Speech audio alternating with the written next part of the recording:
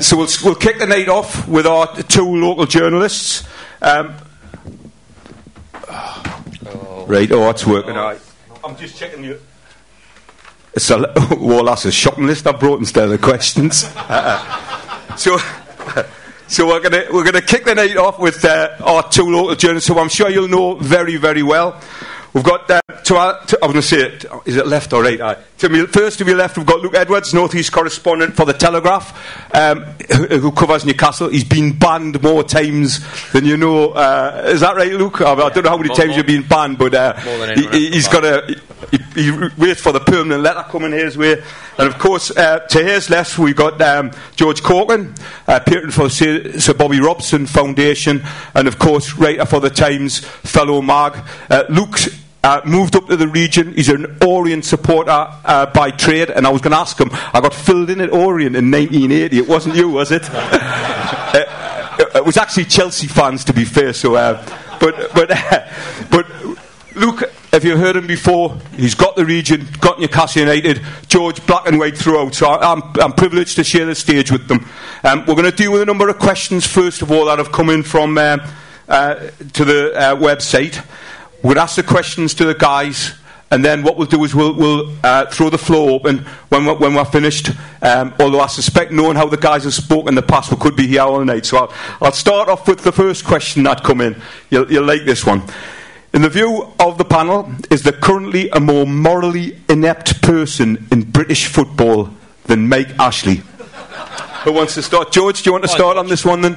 Morally inept. Oh, that's a good phrase. I might have to use that one. Yeah, I know what it means. Morally inept. Well, I'm not very good at doing sort of those league table-y things, and I don't concentrate kind of massively around the rest of the country, I have to say, in terms of ownership. But he's up there. You what? He'd be up there, wouldn't he? He's our morally inept owner, isn't he? I mean, let's embrace it. Is he the worst? Well, I don't know. It's but he's pretty fucking awful, isn't he? Let's be honest. So, and morally inept. It's a good question. I mean, I wrote something last week about the 24 that kind of quite extraordinary 24 hours in the life of Newcastle United that we had last week. That started off at the Sage. I don't know how many people here were at the Kevin Keegan event at the Sage, and it was beautiful. He walked on the stage. There's a standing ovation. Sort of turned around. Never seen so many men, mainly men of a certain age, weeping. And I kind of think I wrote in the paper that you've never seen true love until you've seen Kevin Keegan take to a stage on Tyneside. And then 24 hours later, you've got the Magpie group meeting at the Labour Club, and very passionate and discussing the meaning of protest and the meaning of how you make your football club better. And then again, at the same time of that, you had Ashley and Ponteland in that kind of very strange PR exercise of taking the manager and the first team squad out for dinner, and then of course that ends with the V sign that he sort of denies to supporters who are outside there. And there was that little nutshell about what a beautiful club, what a fantastic club Newcastle is and can be and has been in the kind of recent past, and how it's degenerated into such a sort of cold and difficult place to be around. I suppose morally inept. Again, I'm not avoiding that. I'm not avoiding that question. I just don't quite know how to answer it. But I think we've seen within the last week that is this an attempt by Mike Ashley to start again? Well, as far as I'm concerned, third chance. I mean, no third. I mean, he's had a first chance. He's had a second chance. He's had countless chances. How many more chances? Does he have? So that's about all I have to say on that, I think. Luke? People keep telling me that Mike Ashley's a genius, and I think in a way he is, in a way that probably most of us find repugnant and alien. I think he is a very, very successful businessman, but as a football owner, for the club he has here, I think he's probably been the worst possible owner this club could have hoped for. I think he's suffocated it. I think he strangled the life out of it. He had appointed the one man who, once again, cleared up his mess in the same way that actually probably Chris Hughton did. He cleared up his mess. He made people forget. The most powerful thing that Rafa Benitez did was made people forget that Mike Ashley was the owner of the football club. And somehow, once again, he's managed to put his ego above everything else, his self-interest above everything else. And it is self-interest, because it is an advertising board for Sports Direct. We've been here countless times before. I've tried to give that man the benefit of the doubt on the basis of impartiality and objectivity as a journalist, but we keep coming back to it. He will screw things up every single time. Has he screwed things up this time to the point where Rafa Benitez is going to leave? We might get onto this, I don't know. I think we're very, very close to Rafa Benitez walking out, and that will once again be probably the biggest catastrophe I think we've had, because he appointed the man and he brought him in and he saw the good that he did, and still we come back to this guy fucking things up again, and he does it time and time again. You should probably clarify that. I don't think you mean walking out before the end of the season. No, not before the end of the season, but there's no way Rafa will leave before the end of the season. He's too decent for that. But we are into the danger zone really with that now, and it's all going to come down to what happens in January. And I can't believe we're even at this point with him, because he had, for once in his life, he had made things right. And I know we weren't, but he wasn't responsible. But he had appointed Rafa Benitez, and things were heading in the right direction again. But still, his ego and self-interest gets in the way every time. So to go back to your original question, what was it? Morally inept. Yeah, probably. Yeah, certainly. Have either of you ever managed to get close to him in any way to talk about what his thoughts were when he bought the club and what his intentions have been over the years? No. I mean, the fact that Kevin Keegan summer, they were in Spain for pre-season, and I went across there with a few other journalists, and he appeared at the stadium, and I started a conversation with him, with Simon Bird from the Mirror, and how things going. Yeah, great. Happy with Kevin. Yeah, great. Kevin, great. Yeah. So you're pretty happy with the life? Yeah, fucking great. Yeah. I'm a journalist, George Caulkin from and he just walked off. And then the other time was, which I've talked about here before, was after not being able to get anywhere near him, was deciding to buy shares in Sports Direct with my own money, not the paper's money.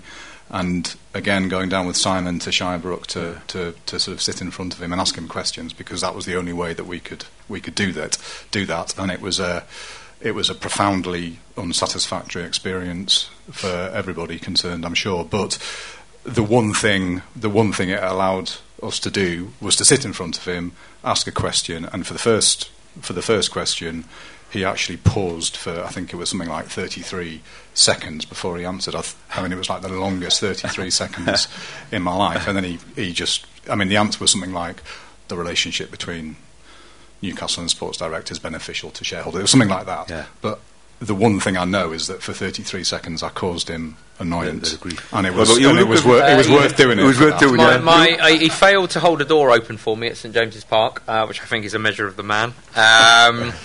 And the only feedback I've ever had is that he fucking hates you.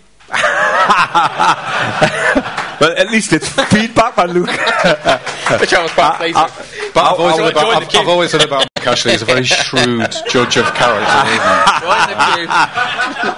I got very close to him in I think down the Stadium of Light once, in his early days when he used to, I think I was trying to get a pint out of him, but he wouldn't even buy us a pint. No. Even then he says, "You're from that NUST, I didn't like you." I mean, how tragic was all that? The drinking with the fan stuff. We kind of almost forget that now, didn't we? He actually came up here and wanted to be loved. I mean, how can anyone get anything so spectacularly wrong? And the thing is, if we had success up here, or anything measuring success, he could have been a hero in that sense, because that's what we've been longing for, a bit of success, but it's never happened. Staying on the subject of Mr. Ashley, the next question that's come in, and I think this is on the back of the negative publicity he's been getting of late, because we've seen it spread from just the bad publicity that supporters have been able to sort of expose in some areas, but also the business community, because we know he's not well liked in his city for his business practices. How long do you think that he can survive this continued negative publicity? about his ownership of Sports Direct, and you think at some point in time the tide will turn because it's all coming via Newcastle, and he will end up saying, look, enough is enough, I'm just going to get out of here, I'll leave Newcastle, I'm not bothered about them, and I'll save what I love, which is his retail empire. First, that one. I think where you need to give yourself a pat on the back is and not all of you will have been responsible, the social media campaign against him, the targeting of the other businesses, shutting down Twitter accounts, which I think the Sports Direct Twitter account was shut down. I think that really has irritated him, and I think it's done more than irritate him. I think you're right. I think that has damaged him.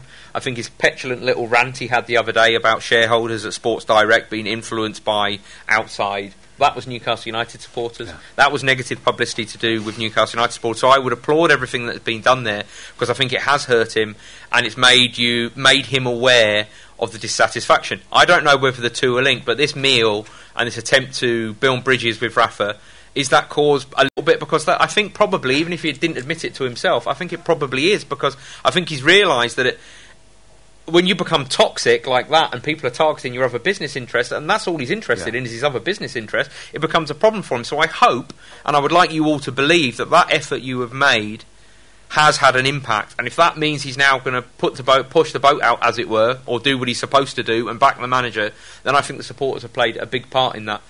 My slight uncomfort, and I talked about this to George on the way in, and he didn't really want me to say it, but my slight concern at the minute with Newcastle is the matchday experience, and it's dividing that anger and animosity and disillusionment, which you've all been wonderful in highlighting, and the protests before the game, which I think you've deliberately kept outside and before the game. I find that carrying on into the matchday atmosphere a little bit, and I know that's a really, really difficult balancing act to have, but it's almost, and it's very easy for me to say, so I go and sit in a press box, but you've almost got to leave that anger and disillusionment and animosity at the turnstile when you walk in, and keep up absolutely everything else you're doing, because it is having an impact, and I would applaud all that, but I just think on a match day this season the atmosphere's been shit, if I'm honest. Can I talk about that a bit first? I don't completely agree with Luke on that. I agree with everything that you said at the start, by the way. I think the problem this season, I think it's the fact that the club is actually going through something of an existential crisis. And what I mean by that is that it's been very easy to paper over the cracks for the last the first kind of 2 full seasons of Rafa being here, because although the ownership hasn't changed and the way they do business hasn't changed, there's been a brilliant manager in place, and there's been a very, very clear goal for 2 seasons. So the first season, what was it all about? Getting up, job done. Second season, it's all about staying up, job done. Now, what's the big idea this season? And unfortunately, it's the same again, isn't it? It's staying up again. Yeah. And what's happened, I think, is that the momentum has been kind of sucked out of the club at every level. I think it's been sucked out of this. I think it's been sucked out of the first team. I think it's been sucked out of fans, because now Rafa's in the final year of his contract. Nobody knows what's going to happen next. The fear is that it reverts to type. And so I think it's very I think it's, I think other clubs, I think Huddersfield, for example, will find the same thing, that having been in the Premier League for 1 season, doing the same thing again is actually much more difficult. What would Rafa want? When we talked about this, Rafa wants he wants the team to be cheered and roared on and all that sort of stuff, and that is the dilemma for Rafa as well. Yeah, I agree. I completely agree with that. I just think it's much harder to do. It's harder. I think it's much harder for everybody to buy into what Newcastle means this season, because if it's just if Newcastle haven't particularly strengthened and other clubs have strengthened, this season is going to be tougher in lots of ways, and trying to build up this head of steam behind the club is far more difficult, and I think that's one of the reasons the atmosphere has been sort of difficult. I'm not sure it is about the not necessarily animosity. I mean, some of the quote unquote best atmospheres that I can remember in that stadium have been on days when there's been a target, whether it's been Ashley or whatever, and I think that anger can be an energy. But I do agree with the wider point that the atmosphere has not been great. It's been very, very flat this season. But do you not think that's apathy as opposed to what's happening out the ground? Yeah, that's what I mean. It's a combination of the two, but unfortunately, at some point, my argument is that the supporters are going to have to rally behind the team, because that's what Rafa wants. That's what the players need, because they're not very good. We know that. And the one thing that gives them an edge over Huddersfield, Brighton, Southampton, all those clubs down there, it unfortunately comes back to the supporters and the passion that is generated at home games. And we haven't had that so far. And I know it's difficult, and I know it's very, as I said at the start, it's very easy for me to say it. But the atmosphere in on a match day does need to improve, and everything else needs to carry on in the background. To go back to the question, I think the fact that Ashley's turned up for the last 3 matches and did this dinner is a sign that he's digging in. I think that's what that means. I think that's a sign that he's not going to go away. I think the campaign has been excellent. I agree with all the stuff about social media. I've been to most of the protests when I've been there for games, and I think that's really important. I don't think there's a magic bullet, or whatever the phrase is. I don't think there's an answer. I don't think there's a one tick-all answer to what's going on at the moment. I think it's about people here, not just coming here and then that's the end of it. It's about coming back next time. It's about going to one protest and then going to the next protest. And if there's 50 more people in the next protest, then it's about building. I think it's about building that up. There's no easy answer, but I think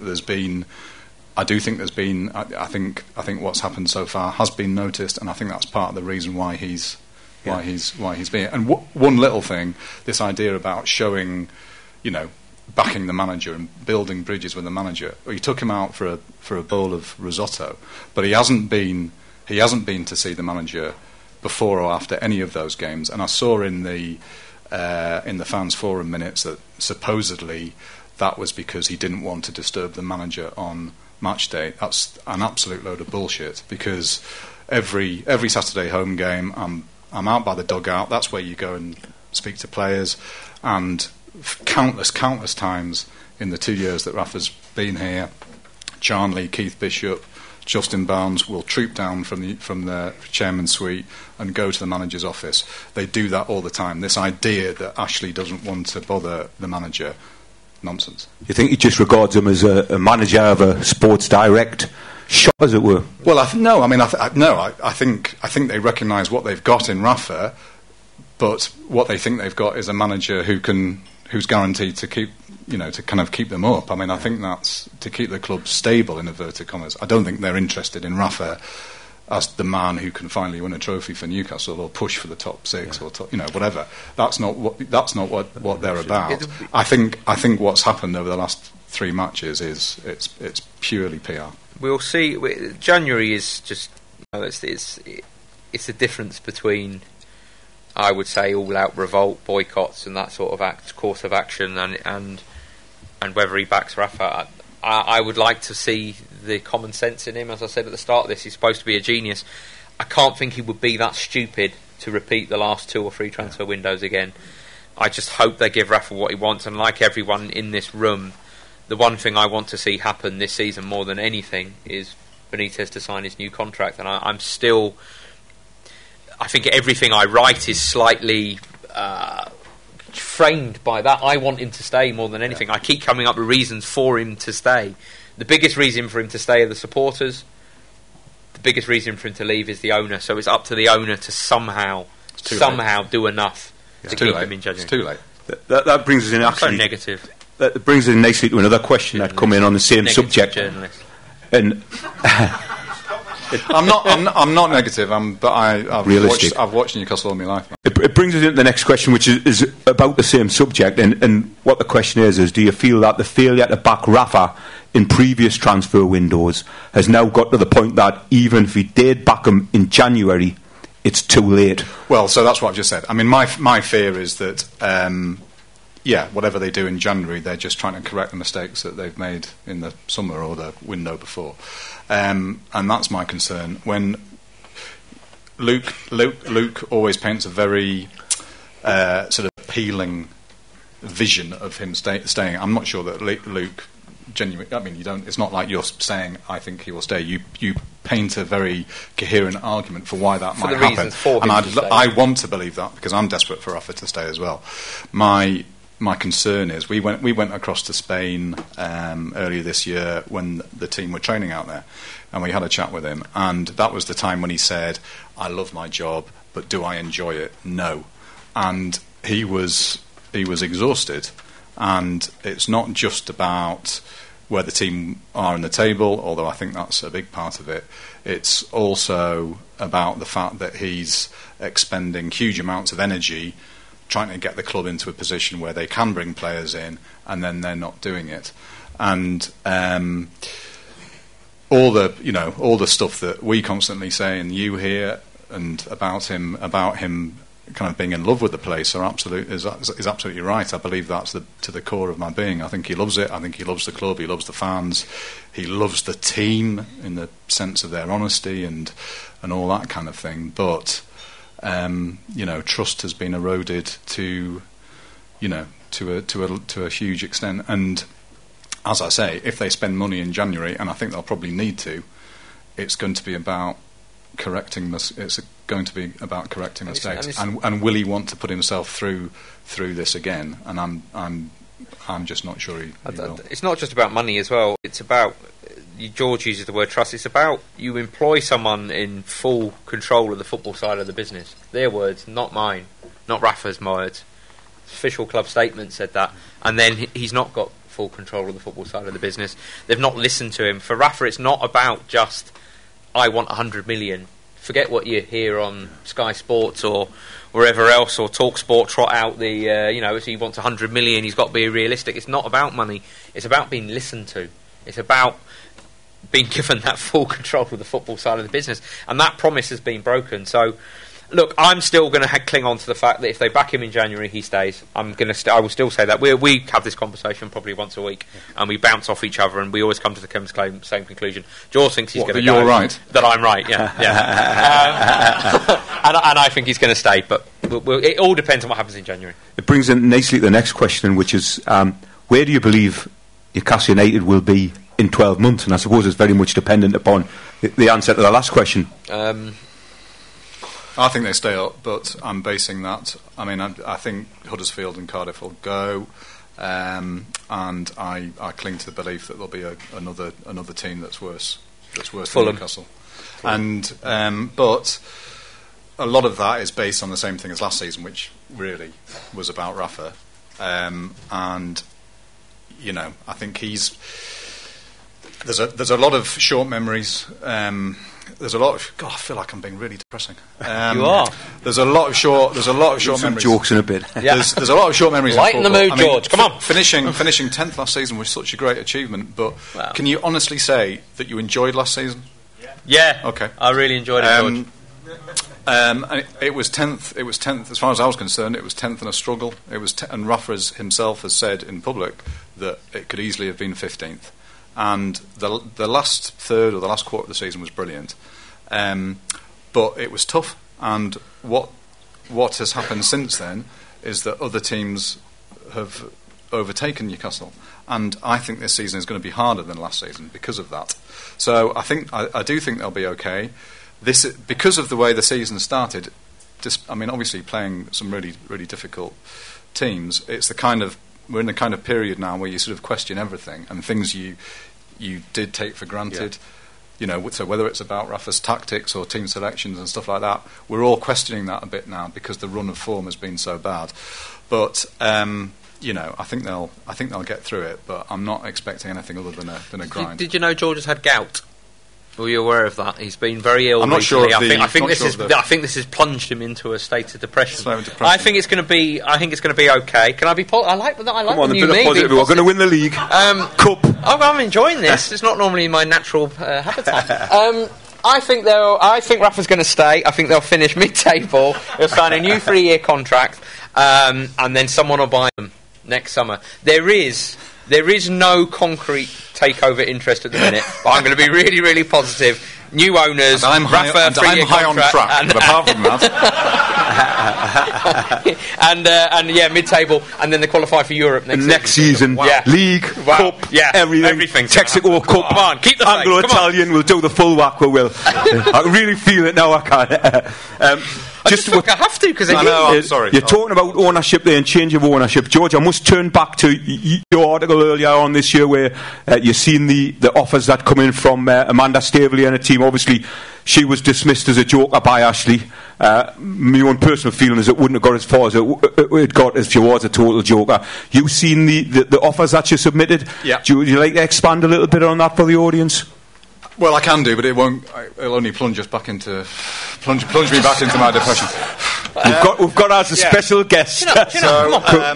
So I did see. I saw the written bids, but I mean, you know, that is sort of ancient history now, in the sense that there's nothing, certainly from her, that's imminent. I mean, I know she's kind of kept her eye on things, but it's kind of irrelevant. There's nothing. I wouldn't want to get people sort of excited about that, really. Yeah. We heard the guys talking before we come on about the work that they've been doing as part of the Magpie group, the different work you talked about, the online stuff.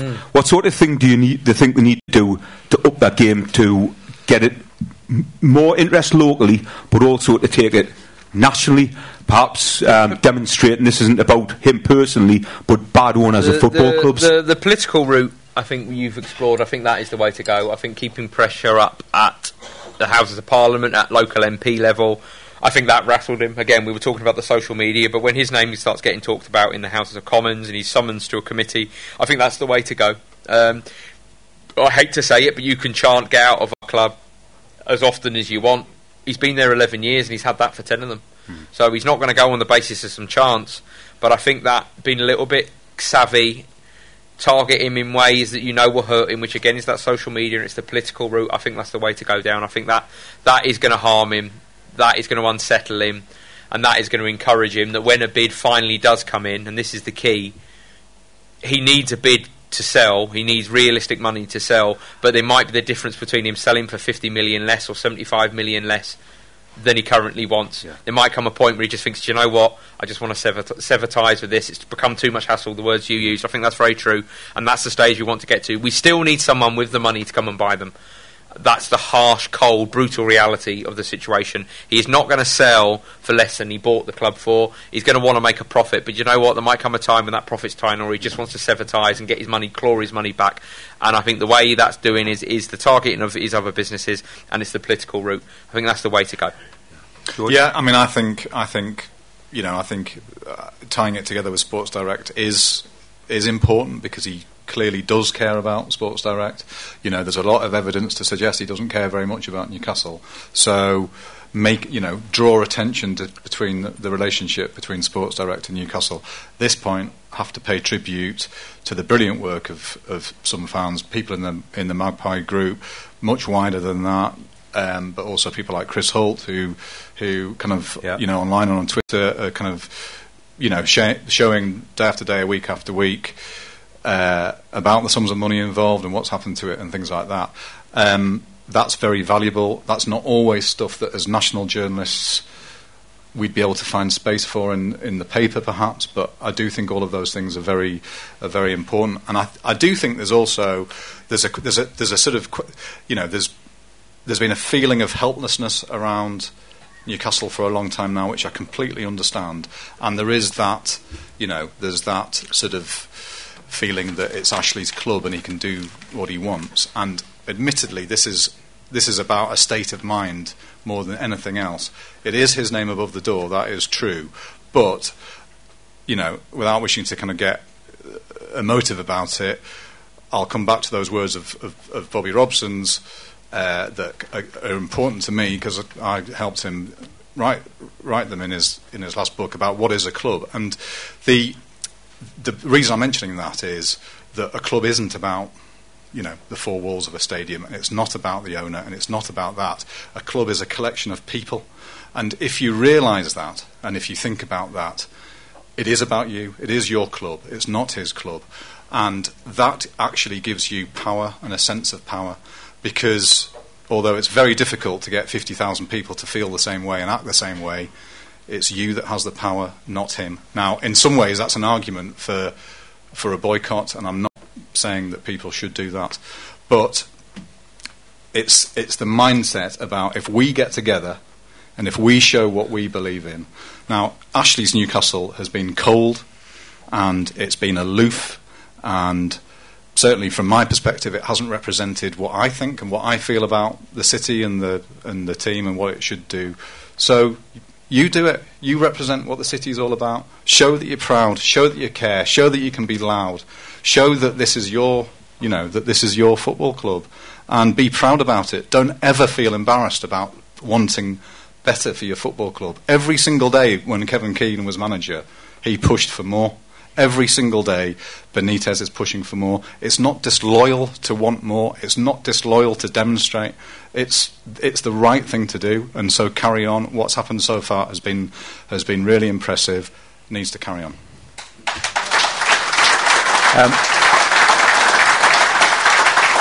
I'll deal with one final question before we take some questions from the floor, and it's directed to yourselves as journalists on national newspapers. Very early on in the campaign that was out there, we've seen people being reeled out on Sky, etc. With the standard stuff, they're a well-run club, he's lent you money, blah, blah, blah, blah, trying to dictate the narrative before it started to change, before information got out there. Although you're the local reps and you're looking at Newcastle, obviously you're working for a national paper. What do you think the other journalists who are working nationally think of the situation up here? Do they get it, or do they look at it different because they're from afar? I think that's a very good question, because I think until, without bigging myself up here, until the Anne George, well, I'll talk about myself a little while, the counter movement that I think, and it wasn't just George and I, there were others, but that narrative in the summer was very damaging of, but he's put all this money into the club, and everyone was wheeled out, weren't they, is the same old tired voices who are basically utterly irrelevant up here, and everyone would turn their back on them if they walked into a room up here, but they were trotted out.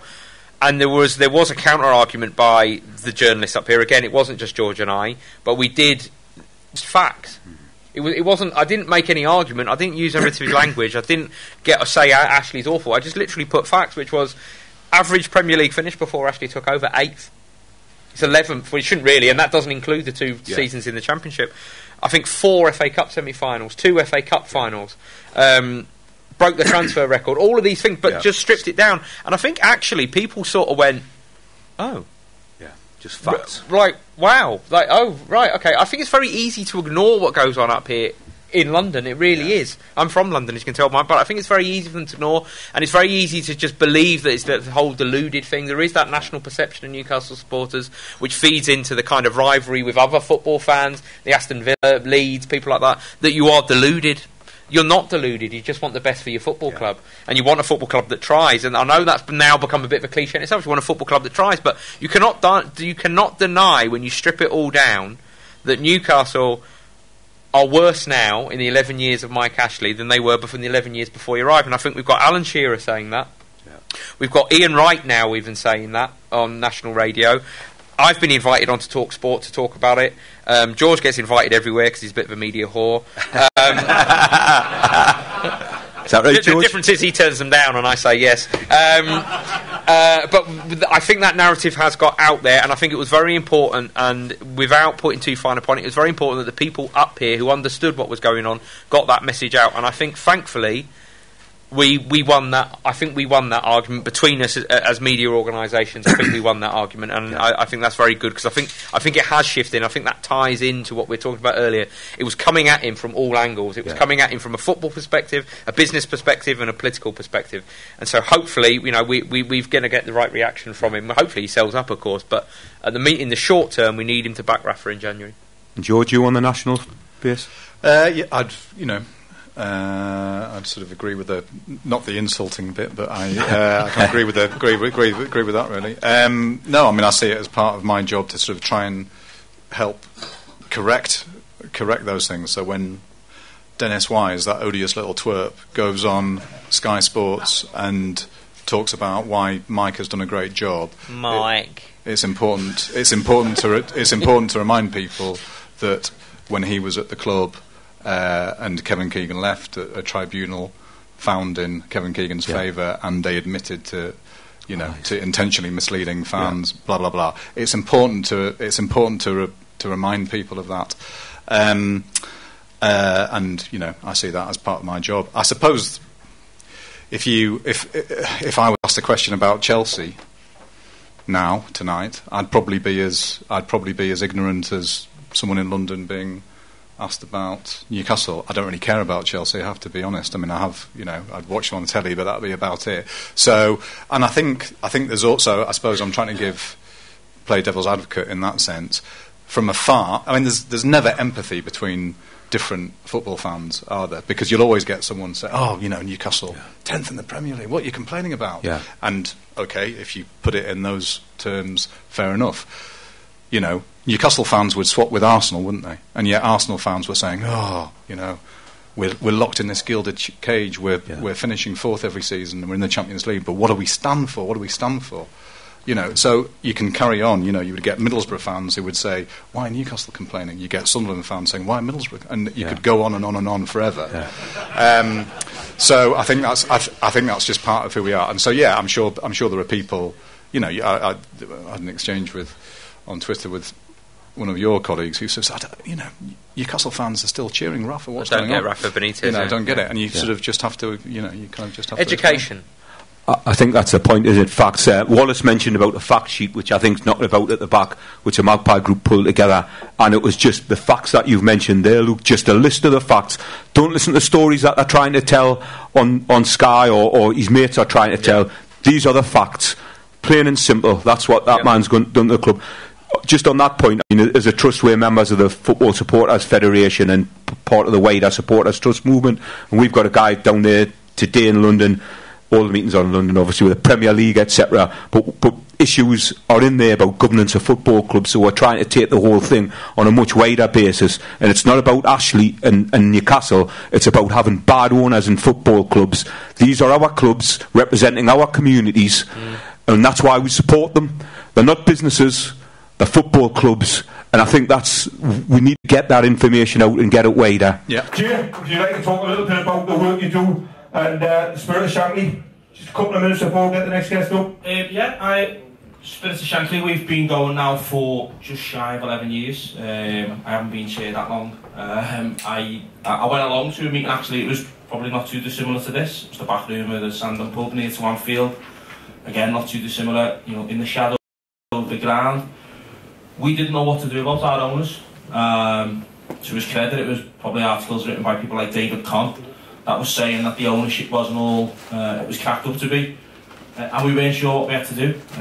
Some different people from fans forums said let's get together and have a bit of a conversation, and we did. And I stood at the back, being a bit loudmouthed and quite young and not imagining that I'd be asked to do it. Started saying we need to protest at the club shop and get out there and do something about it. And then they said to me, well, will you get up and do it? And I said no, and they asked me again, and I went along to a meeting and spoke, and I've never been able to escape since, really. But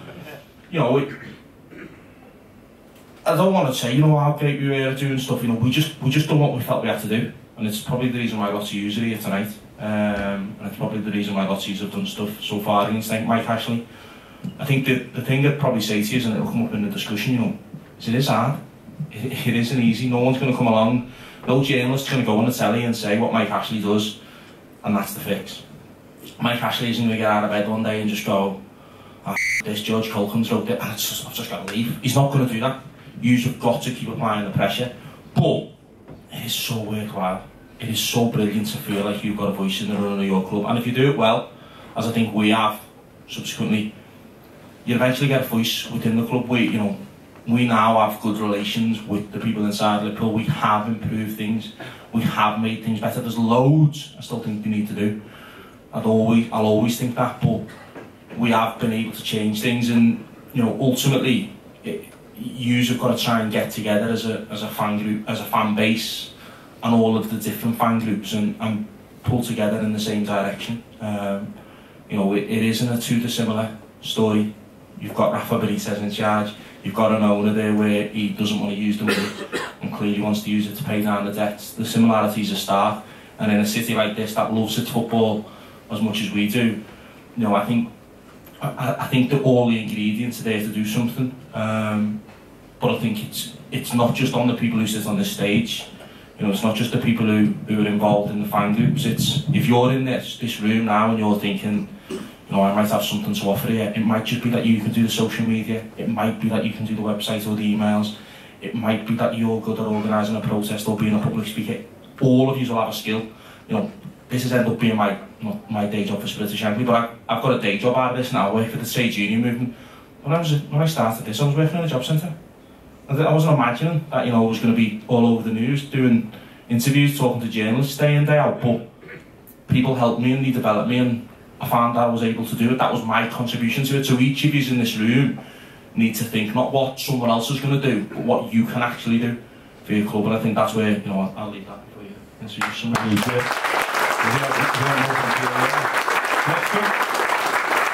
Next up, we've got David Conn, award-winning author, the man who inspired me to get into the football business by his book, The Football Business, when I read it as a 16-year-old in 1998. David, would you just like to introduce yourself and tell the audience a little bit about what you do? Not really, I want you to sing me praises. I don't want to sit up here and start blowing my own trumpet. So yeah, journalist basically, and well, I mean, I sort of came into writing about football, again, when I was very, very young, and I mean, I like talk to universities sometimes now, and I'm still banging on about the Premier League breakaway of 1992 as if it was yesterday, and that's when everything went wrong with football. And then you're just looking at the room, and with the greatest of respect to everyone here, they're a lot younger than most of the people here, and you're realising that, you know, people are in their 20s now, and they've grown up absolutely loving football, and but they were born after the Premier League breakaway. You know, it's like some bull bloke turning up at their school and saying, you know, when Stanley Matthews was running down the road, it was all gone wrong, it was all gone wrong, so something's gone. We had a neighbour, an old neighbour once, and she used to say, you start off talking about anything like the weather or, you know, something that was happening down the road, and she said once, and me and my wife still have this as a catchphrase, she said, there's something gone wrong with the world, isn't there? So I'm a bit like, there's something gone wrong with football, there's something gone wrong with the world to a lot of these young people. But basically, it led me onto a path of analysing it and sort of using some of the skills that I had, knowing about, if you like, the structures of things, like, you know, what they were doing 20 years ago, if you remember, was floating on the stock market, and I sort of knew that people did that to make money for themselves. It wasn't that they were doing it, I mean, they did it to raise money as well, but the idea or the knowledge that we were living in a period for the first time where a few individuals who'd got hold of the clubs were trying to make money for themselves out of the clubs. That's what felt so wrong to me in myself as a football fan, or as someone who's grown up loving football, playing football and watching football. So it led me into you know, the avenue and the path of really, really investigating all that and looking into it. And then I wrote this book, The Football Business, at that time, but I can talk to you a bit more. That's kind of what I'm planning to talk about, so I'll stop blowing my own trumpet. And there is an interesting story. I don't know, whole life story. I don't know from 1996. David will remember this story because in the early 2000s he wrote. He's written extensively about Newcastle, but he asked me to quote for a couple of his articles. And at the time I just had a 2-year-old daughter, and I was in a long conversation with David, and she started banging her head on the floor in the kitchen. And I said, David, I'm sorry, my daughter's banging her head on the floor in the kitchen. I'll have to ring you back. There was a silence at the other end, and I thought, said, I'm on a deadline, like, I don't really care. I was thinking, oh, what's that all about? So David has written extensively about Newcastle over the years. Our third panel member, Craig Houston, he's the founder of Rangers Supporters Group Sons of Struth, and it's fair to say that he has had dealings with our illustrious owner. Welcome to the stage, Craig. Would you like to introduce yourself and say a little bit about what you've been doing? Well, one half of Glasgow quite like Scousers now, so I've got a present for one. Stick it on, son, and just talk to me. Mick Martin became a friend of mine a few years ago and invited me down here, and then he f***ed off to Italy on holiday, and I now understand why. He's bought one of the fucking born and bred Rangers fans, right, into a leprechaun museum, right? And I think that's why he's went to Italy. So anyway, Michael had asked me, make sure you tell him about this, make sure you tell him about that. And I could talk all night. So I've written some things down, and that will be a benefit to you guys, not because I'm shy talking. I'll stop talking at one point when I get to the end of it, okay? And our final panel guest tonight, closer to home, we've got Norman Watson, former chairman of Newcastle United supporters. Can I read this first? Norman? That's it, I was going to read. Oh, sorry. Yes, I'll look there, Norman.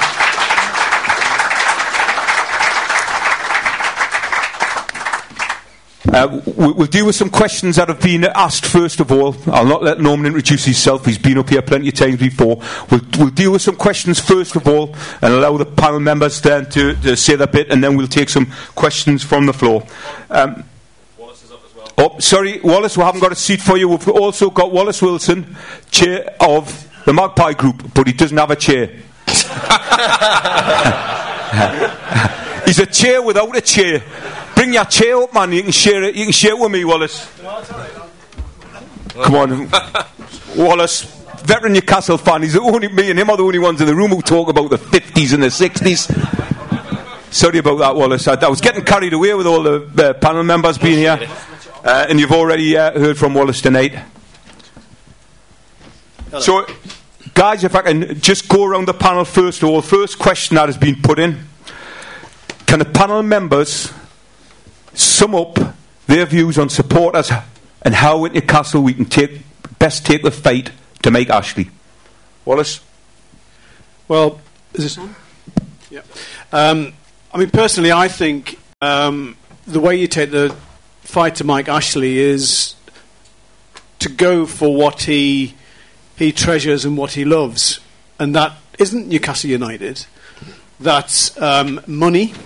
It's Sports Direct and his other sundry businesses, and it's potentially making his life so uncomfortable that he decides to leave. We've already started to see the share price for Sports Direct go down as a result, at least partially, of the actions that supporters have been taking. I mean, obviously the stock market's a very strange thing, and who knows why things go up and go down. But I think the fact that he's getting so much bad publicity means that he's starting to feel a little uncomfortable, which is probably why he's starting to mount a bit of a charm offensive for Mike Ashley by taking players out to Ponteland and places like that.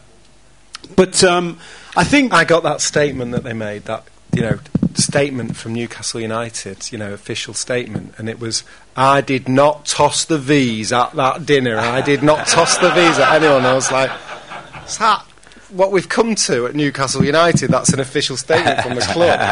But you see, I mean, he did. Exactly. I was really pleased when he did that, because it means we're getting to him. He's starting to get really irritated, and that's a good sign. And if we can keep irritating him and eventually making him very, very angry and sick of his life, maybe he'll off. I was hoping we wouldn't have any bad language tonight, but obviously Wallace has brought the tone down. David, just continuing that theme, you've obviously had a lot of dealings with a lot of supporters groups up and down the country in your various investigation work you've been doing. How do you think that the best way forward is? I'm going to actually take that off there. It might be easier. Well, yeah, I mean, I just have so much respect for people who are working or members of supporters' trusts, because people are giving their time for free. They're spending. It takes an incredible amount of time up as well, doesn't it? And like you're talking about what people can contribute, but how much time and effort that actually takes up. And I always feel actually it's not really my place to advise them. Like you're doing it out for the love of your club, and you're spending your free time doing it. I mean, maybe one perhaps not surprising thing, but perhaps a different way of looking at it. It goes back to something Jay was saying about the difference they've managed to make to the FSG owners of Liverpool. Now, it's different because the FSG owners of Liverpool don't want to be disliked, whereas Mike Ashley seems to, whether he actually thrives on being disliked or whether he's just not bothered about being disliked. But apart from the campaigning you can do and the protesting you can do, don't forget to keep saying the positive things about how you would like it to be. how much better would you like it to be? And that's not just about players in the team. Obviously, that's quite a big part of it at the moment, because the team, the way that the team hasn't been, there hasn't been investment in the team is part of what making it miserable. But just to be saying the positive things as well about the contribution that you want the club to be making, the positive feeling that you want the club to have, what your vision is for, and so that explains why you're unhappy with how it is now. Jay, obviously you've had your troubles down at Liverpool. How did you take the fight to the previous owners? Yeah, it's following on from what David's just said there, really. We very quickly developed what our message was and what our complaint was. And as an example of this, I was watching, and I think I heard someone mention it by the bar before, BT the other week. They do that Premier League live thing on a Saturday, don't they, after the game, and it's Ferdinand and Jermaine Genius, and it was someone else in the studio. And Rio Ferdinand done this really lazy thing about, well, they've had money. And Jermaine Genius, to his credit, gave a message that I thought, that could be a Newcastle fan saying that. And he was saying it was about that the money that there hasn't been spent on the players, and that, there's so much riches within the game, that Newcastle generates so much, they're just asking that to be spent on players. And I think you've got to get a message about what your complaint is against what Ashley's doing wrong and what he could be doing instead, as David's just mentioned. Ours was very simple early on. We felt that essentially they'd made 3 promises, that they'd back the manager, and then we knew that they approached Jurgen Klinsmann behind his back. They promised a spade in the ground in 60 days on a new stadium, and that just didn't come to fruition, and it still hasn't. And they promised never to put the debt on the football club. But this is the owners before FS. This was the owners before Hicks and Gillette, yeah. And I think you with them we developed a message. I think alongside that, and we did under Hicks and Gillette, and it carried through into FSG's, was saying that what we expect is this, and then you've got something to measure them against. And I think my thing on Mike Ashley in that respect is that the very least a football club deserves, the very least a manager deserves, and I'll say this now, I love Rafa Benitez. I was 18 when I went to Istanbul, and he gave me my first European Cup. I will never not love him, but don't make this about Rafa. Don't just make it about him. It's great that he's a voice, it's great that he loves the club so much, it's great that he wants us to do well, but you need to be saying that the resources of that football club are placed at the disposal of the manager, regardless of who that is. And it's clear they're not. You're making vast sums, and they're not going to the manager. They're not going to make that football club better. And I think that's a positive message. I think in terms of going after him, he's got lots of targets. There's action around the ground. You've got to show that there's a visible force. But I was talking to one of my bosses in work. He's a Geordie who was down in London for a meeting today, and we were talking about this. And there's lots of places you can go and get Mike Ashley. I don't think you need to embarrass Mike Ashley. I don't think you need to tell everyone how bad Mike Ashley is. I think everyone knows Mike Ashley's a but you aren't going to add to that. But I think if you can put pressure on other people to put pressure on him, that's where you'll get to Mike Ashley. There are other shareholders in his business. I work for the trade union movement now, and Unite, I put pressure on Sports Direct for their working practices because they went after the other shareholders. So go after the other people. That's where Mike Ashley will get the pressure, because he'll think he can withstand the pressure from fans. But just on that, there is no one protest that's going to fix it. You aren't going to turn up inside a Sports Direct shop one day, or protest outside of a House of Fraser or wherever he owns now, and he's suddenly going to decide to walk away. You've just got to keep building that pressure. And as David said, that is hard, and that's lots of work. But I'd be interested to know that you're putting your ideas forward. I'd be interested to hear what you've got to say on that.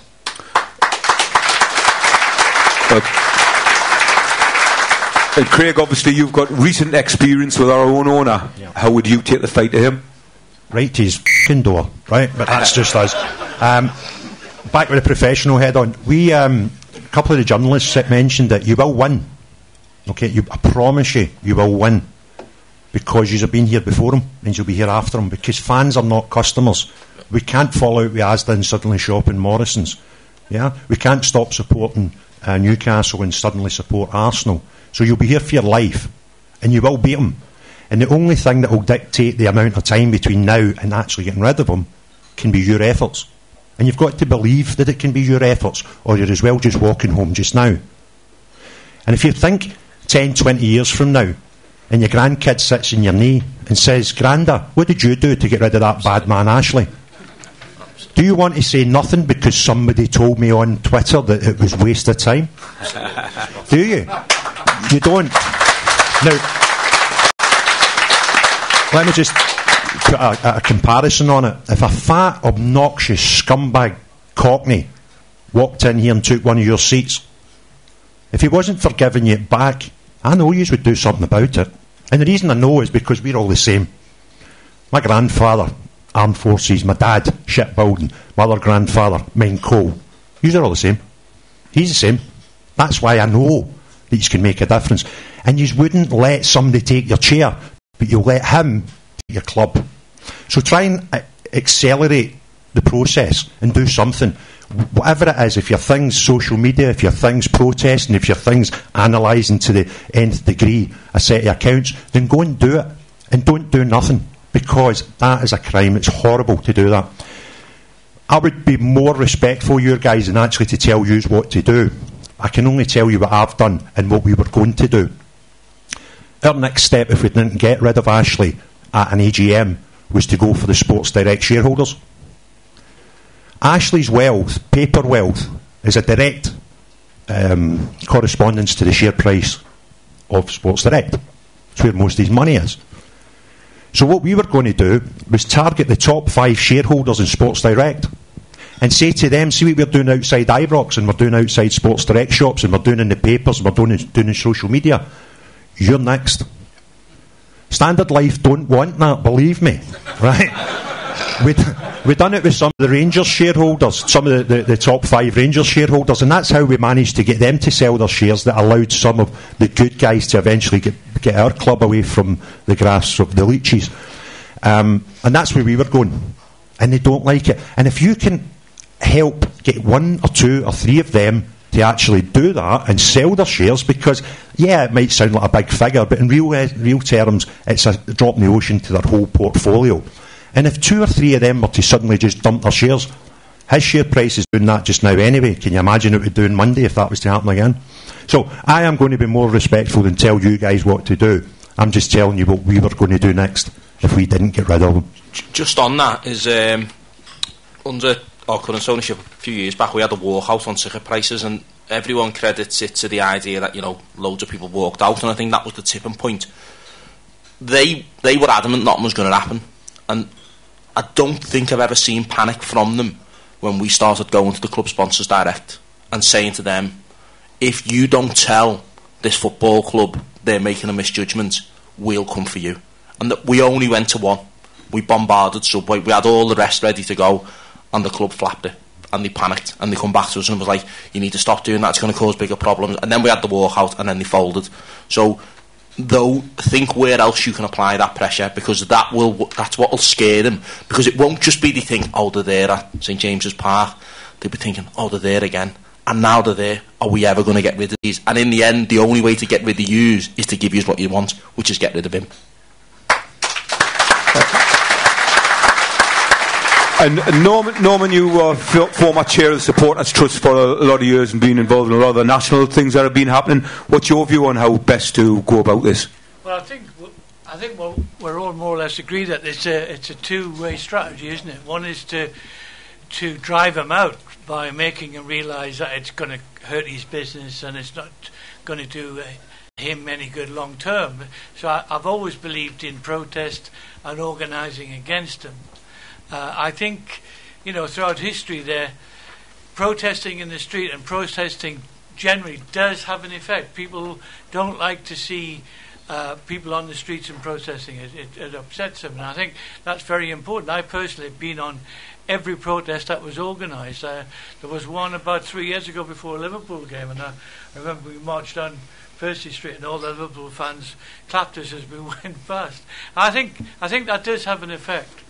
From the Trust's point of view, we've been trying way back to organise to find a potential buyer. We've been down to London. We've talked to football agents. The big problem 4 or 5 years ago was people kept saying to us in London, yeah, we think Newcastle would be great as a community-owned club, but we actually don't have a willing seller. Not only do we not have a willing seller, we don't have an agreed price. So how can you expect us to go away and find an investor when we're faced with those two scenarios? But I still think it's worthwhile plugging away to try to find two forms of investor. One is the fans themselves, and the trust does exist to get the fans represented at board level at Newcastle United Football Club, even by legislation or simply by being an investor. And the trust itself could be the avenue for that investment. We call it a trust, but it's actually a registered society for the benefit of the community. It's regulated by the Financial Conduct Authority, and it can issue shares to its members. So I'm not saying we are going to do this, but we could potentially arrange finance for the fans to have at least a part ownership of the club once we get down to the business of organising that. And that is the sector where I've spent 30, 40 years organising share ownership through co-ops into other businesses. So I know,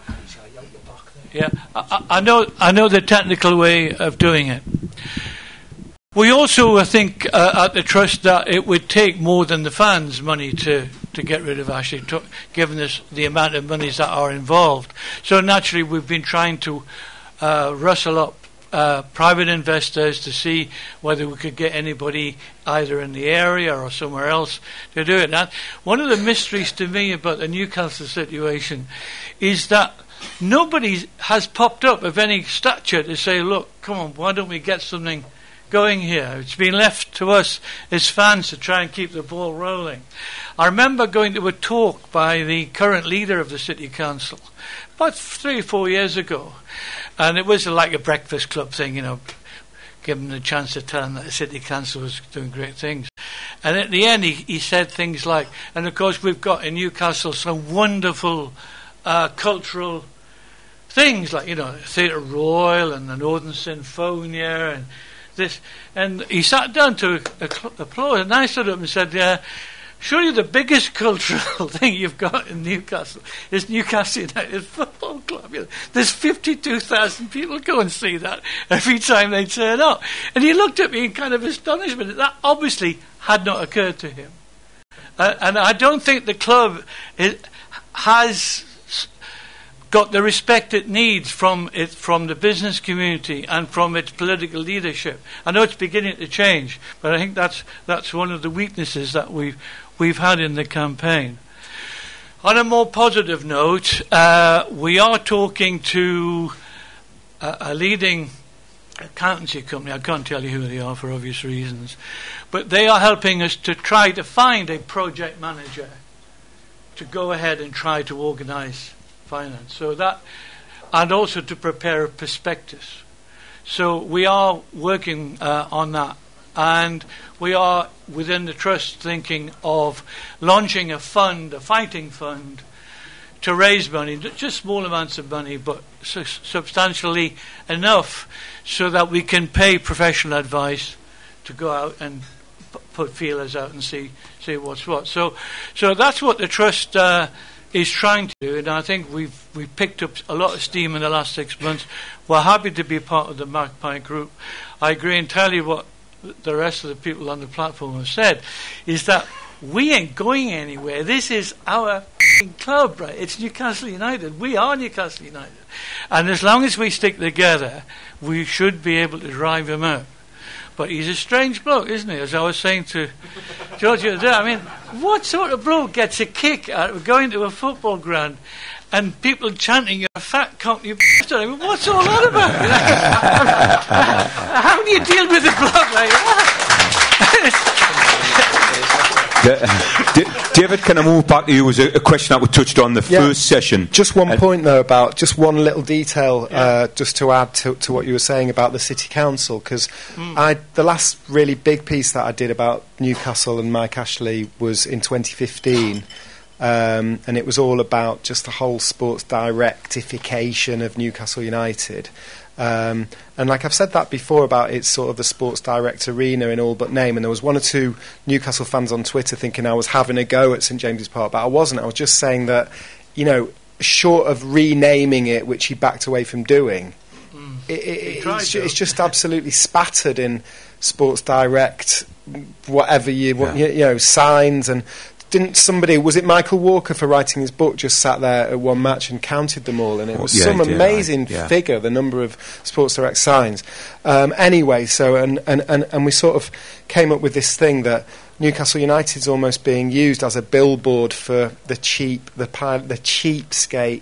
sort of nature of Sports Direct, and that Sports Direct treatment of even sportswear, of sports gear, was how the club's being run. But anyway, as part of that, we made a film for the Guardian. We made a film as well, and we went to interview the City Council leader, Nick Forbes, and he was absolutely scathing about Newcastle United, about Mike Ashley. And I didn't get the impression that it was that he didn't recognise that the club is a huge asset to the city. It was that he does recognise it is, but he didn't feel that it's doing enough in the city, that it uses that presence enough, that the club doesn't use the presence enough to make enough of a contribution to the city. And actually the club at the time was saying, that's ridiculous, we're doing this, we're doing that, we're doing the Rugby World Cup, we've worked with the university or whatever it was. But that's what I mean about presenting the positive image of what you would like, because to me that would be part of it, that it is such a huge presence in Newcastle. It's a one-club city, and it's so, it's such a huge part of the heritage and the presence of the city, and it seems to embody for a lot of people, including myself, so much that actually is good about Newcastle itself as a city, and that would, for me, would be part of, your positive feeling of what you want and what you think is lacking. That besides what's happening on the field and the kinds of things that relate directly to the fans, it also just doesn't feel like it's a positive enough presence in the city. No.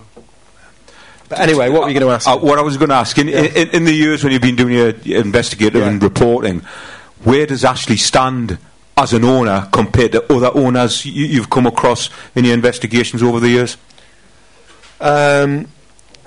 Is like you were saying, it's sort of one-off, isn't it? It's you try to think through hard to work it out. So we were just having a chat just then at half-time about, he got away with it in January with the approach, of not signing, not making big or even like proper signings and just signing loans. But because he's got Benitez, actually it worked out really well for him, and you ended up finishing 10th, and it was quite positive the second half of the season. So you thought, right, well, just learn from that. It just was more positive. It just was better. So this summer, just maybe, sign some players and just have an even better team, and then people might enjoy it a bit more. And then I've personally really thought that they would do that because it worked.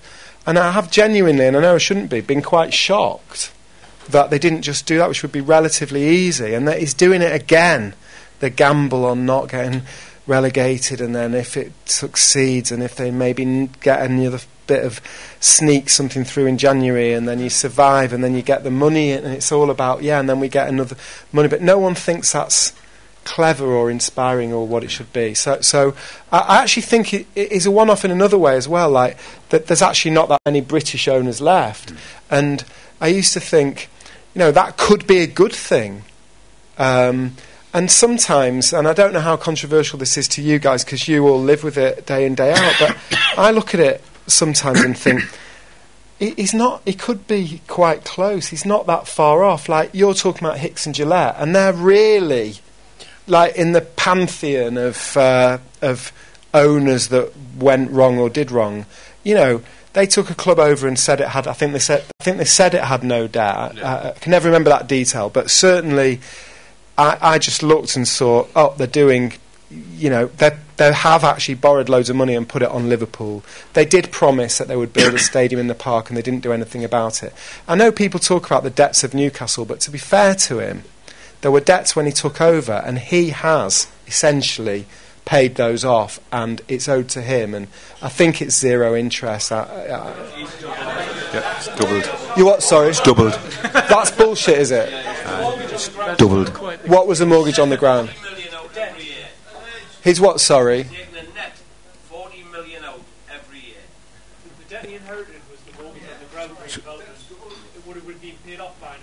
Right. Okay, but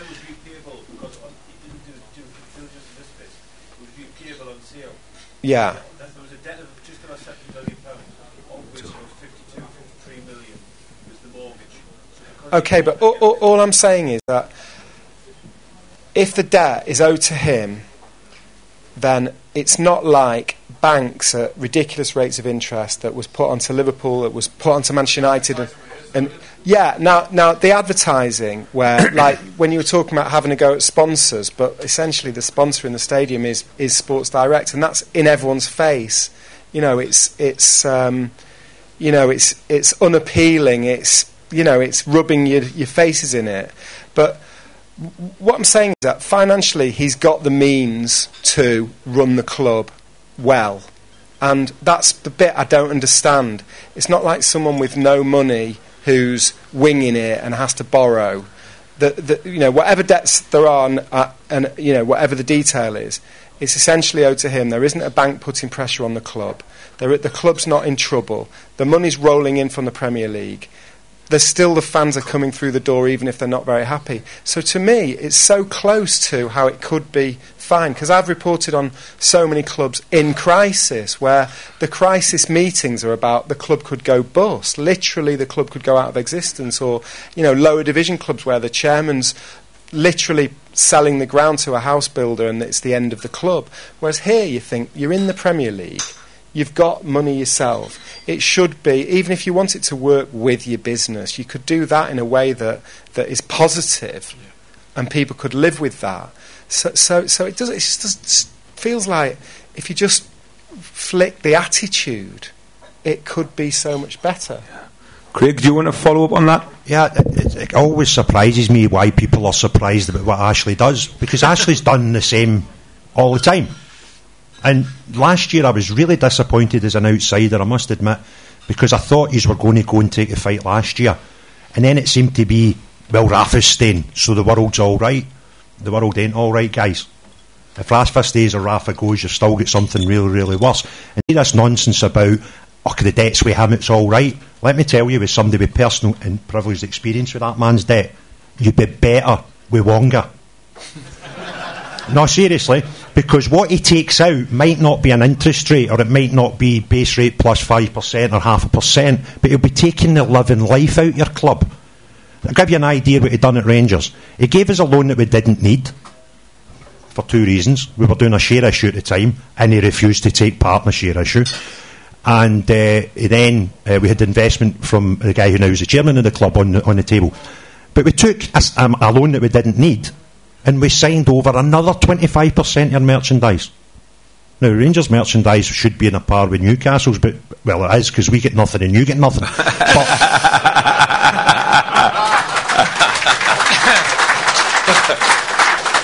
it should be right up there. So taking another 25%, you'd be better with Wonga. So please, I might not be the most intellectual guy and up there with business matters on this panel, even, never mind the world, but please don't anybody ever tell me Mike Ashley giving you money is better than anybody.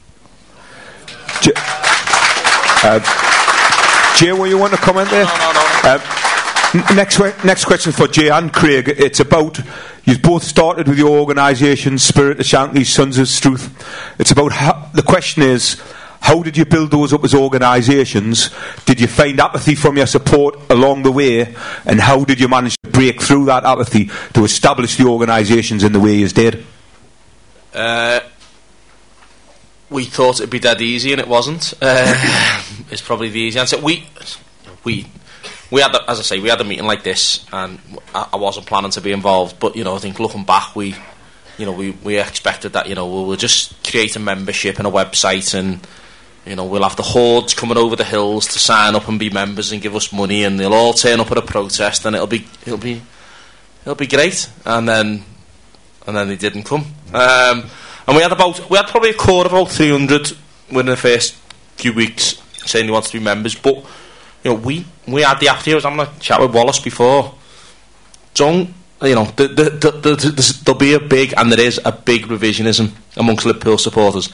I bet you now, if David went to Liverpool and said, stopped someone on the street, you're a Liverpool fan, what did you think of Hicks and Gillette? I bet you every single one of them would tell you they hated them. And that Spirit of Shankly done loads of great stuff. I reckon if he went and asked that question 10 years ago, they'd have probably said, who's that dickhead Jay Mckenna, and who does he think he is? Because they didn't like us. Our own fans thought we were what were we after? Why you, not them? Very Scouse thing, someone sticks their head above the parapet. It's almost like yours are used. I can do that. Gives a job. They think you can do it. It's like, well, go on then, feel free, get involved, do it. But they don't want to do that. They just want to criticise from the sides. Expect all of that. Expect that everyone in 5 years' time will tell you that they said Ashley out and you'll just know you didn't. Expect to lose mates. Expect to see the person you sit by in the ground and see him every week and know that he wasn't on your side. And expect to hear him say that to you when you're having these protests. But you've got to persevere. I know it sounds... I think being in the fight, it's easier to make you persevere. I think, when you're there and you're literally building websites and memberships and organising protests and doing all of the things that you don't realise it takes to do these things, you sort of just get on with it. You plough on, and it's only as you sit back and you think, oh my God, we've done all that.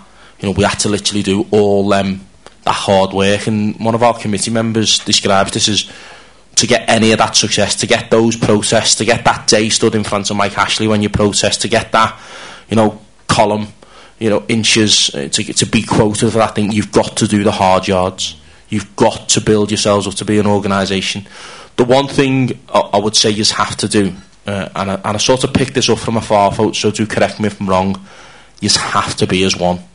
You can't afford for different supporter groups to be thinking different things. So you might all have your own approaches you'd like to take individually, but you have to be a collective on it.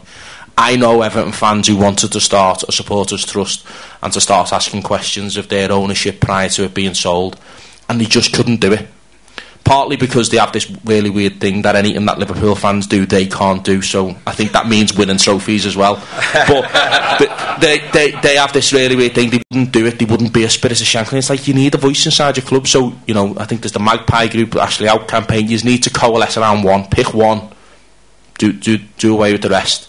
Be your own organisations, the supporters trust and stuff like that, but do one and come together and develop a bit of a strategy. Know what you're trying to achieve. We set out very quickly short, medium and long term goals. Our short term goal was get rid of Tom Hicks and George Gillette. We had medium term and long term goals that we still aspire to around supporter ownership, coach travel, being a voice for supporters, grassroots issues. They were all things we want to achieve. So you have something to say to fans of not just what you're against but what you're about. And I think just accept that you're not going to win everybody. Just be honest with that. I spent too many hours arguing on internet forums and then on Twitter and wanting to find out where someone lived when they made a threat to you on Twitter or something like that. We did often find out where they lived, but it never came to nothing. But don't honest, yeah. You'll go through them arguments, but do it. And the only thing it comes back to it is to say is do not, because we did have this and it is hard and it still is the case now. Do not just think that there's a committee of people somewhere like Ronan on the end who are just going to do this for you, or Wallace. You've got to try and do something to help them, because it is really hard and really lonely when you're organising these protests and everyone turns up and 10,000 years go the game and then you just go home and he's still got to pack the banners up and he's still then got to go and do the media interviews, because it's hard and it's long. It is like a full-time job. So I think if you can share that work out amongst, you've all turned up here tonight, you might not have loads of free time, but give your time. Come forward with something to do, because one of the things we always experience is people would say, well, Jay's doing a great job and he's doing a great job, but I don't need to get involved, I don't need to stand for election, I don't need to stand to be on the committee. You do, because they probably want to give it up. I want to give it up. I've said this for about 5 years. I want to give it up, but no one else will come forward, and you need to do that. You need to step up and do a bit, but accept that it will take over your life. It will become your life, but it is so worth it. Yeah. Great.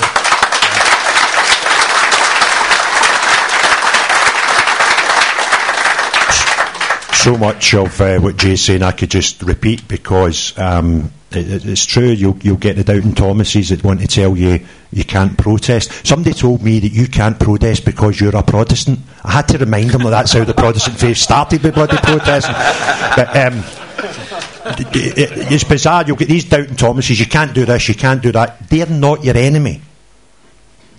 Okay? Your fellow fan that doesn't want to do anything and doesn't want you to do what you're doing is not your enemy. Your enemy is very simple. He's fat, he's obnoxious, and he's a cockney, right? So anyone who happens to support Newcastle who's fat, obnoxious, and a cockney now is absolutely shitting themselves. So there's that, and there was something that I'd said to Mike when he'd done a podcast up in Glasgow with us a month or two ago. You've got to just be true to yourself. Just tell the truth. Tell the truth all the time. And I'll tell you why. Because your truth is far stronger than his lies. Yes. That's it. Just tell the truth. And what Jay was saying about, getting enough people, I'll tell you a bizarre story that I shared with one of the boys earlier. After we got rid of our bad board, the first home game, all these people, legends, started coming back. People like Walter Smith that didn't have a great time down here, but we hold them in high regard. And Walter Smith walked into a room, and the whole room went quiet. And I was coming back for the bar with 2 drinks, funnily enough. And he walked right round the whole room, and he came up and he grabbed me by the elbow, and he says, "Craig, what a game you played, son." Walter Smith knew my name, right? I was like, well, fuck it, right? And I went, hold on a minute to put these drinks down. Come on to say that to my dad. He'd love to hear this. We started talking, and I said, what do you mean I played some game? He said, Craig, you united the Rangers fans. And I said, no, never. Because nobody could. Walter Smith couldn't even unite the Rangers fans. So don't make it your aim, because your fan base is far too big to actually unite everyone. The trick is the perception of having it all. Right? Make sure you will get a majority, believe me, because the people in this part of the world are the same as me and the same as the people in his part of the world. You care. You will get the majority, but you just need to keep working and make it sound as if... See the guys over there, those press guys? They'll help you. They'll love you. Yous are really far down the road already with those two, believe me. 2 national journalists coming here to sit and are already on your side. That took us months. Okay? So, perception. Don't follow out your pals. Don't follow out your fellow fans. They're not your enemy. And don't ever try to get everybody, because you won't, and you don't need to. Just on that as well, we had something we described that as of not getting everybody, but you'll get enough and play bigger than you are. We called it our bark and our bite. Our bite was we'd get 300 on a protest, 400, 500 if we were lucky. Big marches, a few thousand. But the fear of us getting more, that more people would get involved and would be talking about it online and stuff like that, made us always look bigger. We punched bigger. When we had that walkout on ticket prices, we weren't expecting 15,000 people to walk out. I'll be honest, if you'd have offered me 1,000 before the game, I'd have shook your hand and walked away. We got more than that. The other thing on enemies though as well, don't think the journalists are your enemies just because they don't like what you want to write. You've got to make it newsworthy. We were lucky in a way that you are with George. We had Tony Barrett, who worked at the Echo at the time and later worked at the Times. We had people like Tony Evans, Rory Smith, David, people who wanted to tell your story. You just have to find an interesting way to tell it, because there will be media fatigue. Saying Mike Ashley is bad isn't a story. Everybody knows Mike Ashley is bad, so you've got to find a way to tell your story. So having a protest is a way to tell your story. George can write that you're having a protest. George can write that someone's been through the accounts and said this. George can write that supporters are saying that. George can't just keep writing that Mike Ashley is bad. So you've got to do it. I see this modern thing in football. Let's buy adverts. Let's get full page adverts in newspapers. Let's have planes flying over. No, make the news. Don't buy it. Make it. It's the best thing we ever done. We're having a protest. We're telling you we're having a protest. We'd get a headline. We're having the protest. You get a headline when you're doing the protest. You get a headline afterwards when you say you've done the protest. Keep doing that. Keep making the news, and that will build the pressure on Mike Ashley, and that will also convince your other supporters. They're not going to listen. The fella next to you in the ground isn't going to listen to you saying Mike Ashley's bad just because you keep saying Mike Ashley's bad at him. He is eventually going to say Mike Ashley's bad when he's convinced enough times, because enough people are saying it and they're saying it often enough. Yeah. Can I do it?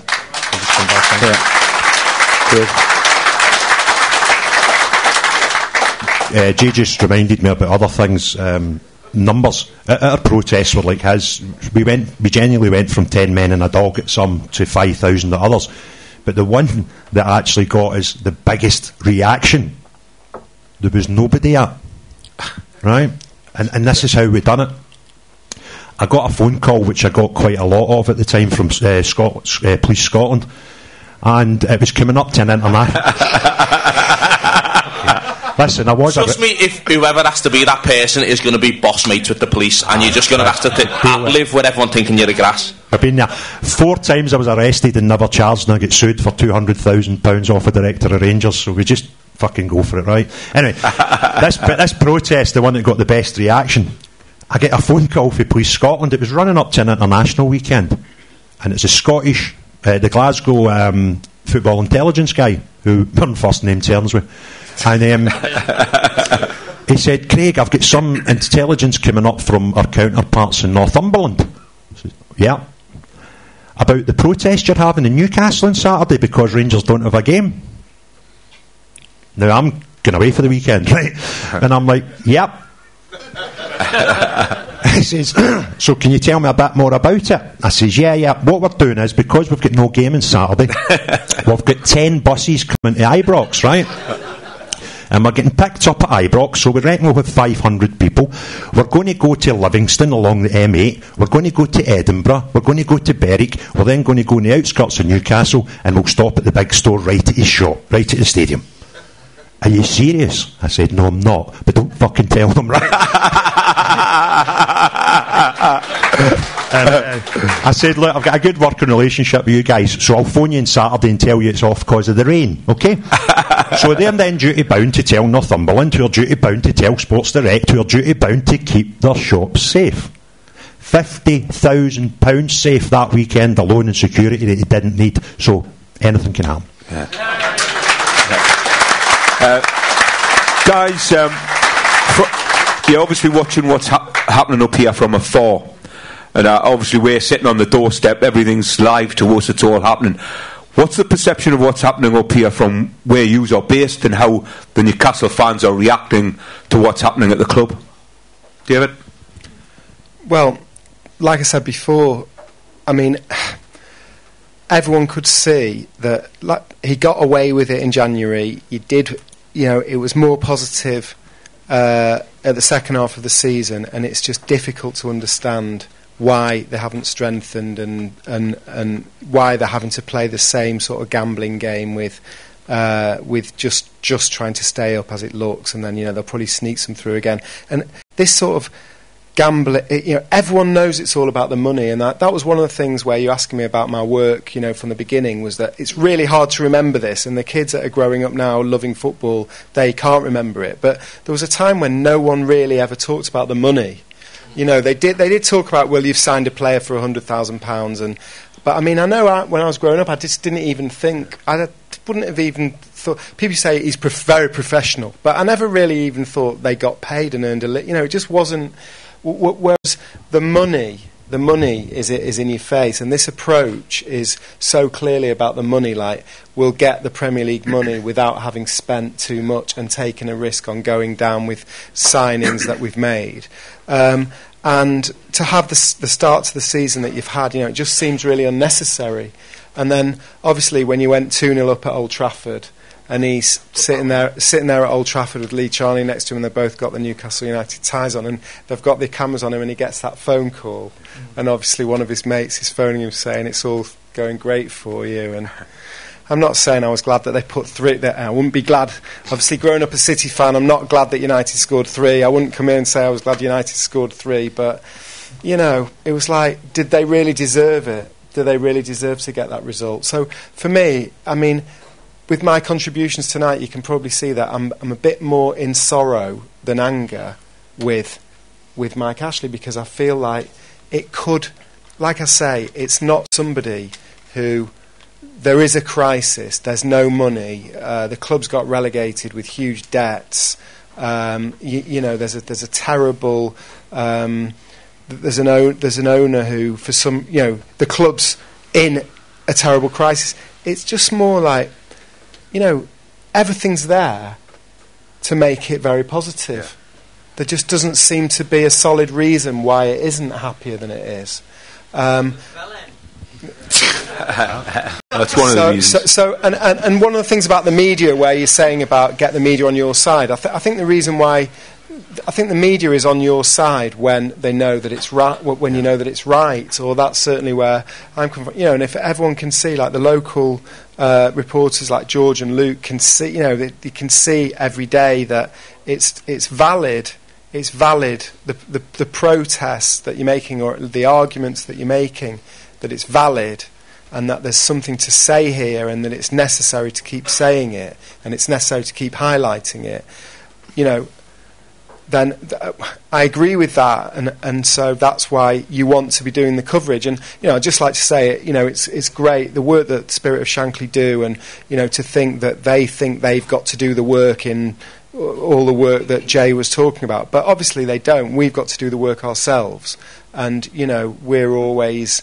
And I'm certainly always looking and thinking, well, you know, what can I do that says something fresh, or, you know, is a new way of looking at it. But you've got the support, because everyone can see that Newcastle United isn't what it should be. Yeah. And Jay, the view from Liverpool?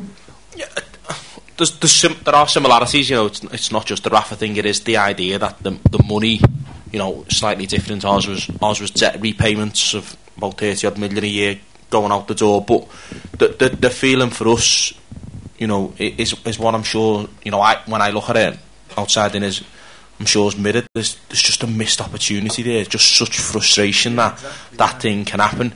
I get the sense from people I speak to on it that they don't feel much is happening, and I don't know why that is. I know there've been protests and stuff like that. You know, when you get involved in this and you start talking about football finance and you understand how supporter organisations work, it's like seeing behind the curtain at a magic show. I've seen behind the curtain at the magic show that's football, and it's just not magic really. The trick's just a bit shit, and it's not nice, and you can't unsee that. And I look at what you're going through, and I think, you know, you're trying to get protests going, and then you had a decent season last season, and I can bet you loads of fans didn't want to protest. We had it. Hicks and Gillette were at we were at our lowest ebb. They sold Xabi Alonso or they were about to sell Xabi Alonso and sign Gareth Barry and Robbie Keane, and no fans wanted to protest the year before, because we nearly won the league, and we went to United and won 4-1, and we went and smashed Real Madrid 4-1, and no one wants to protest because football's good again. So, you know, I think you've got to just find a way to keep yourselves, you know, relevant even when you're not protesting.